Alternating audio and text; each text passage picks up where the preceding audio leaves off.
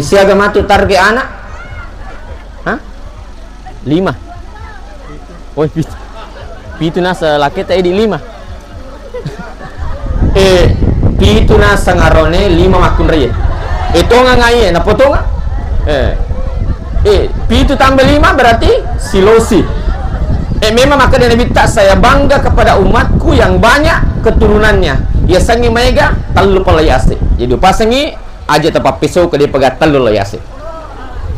Tinggaron iya tu kupur ni mak bene namo dia na malampelak dat dong ya kupur ki mas sempaja namo dia na sijak dot tak namo dia na sitang ngejapa magai doa tak titip sama 3 orang harus ki mele doang tapi namo dia na malampelak dat sijak sitang ngejang tapi ia rodat tak butingaron di titip sama 3 orang titip sama mertua yang kedua titip sama orang tua yang ketiga titip sama istri.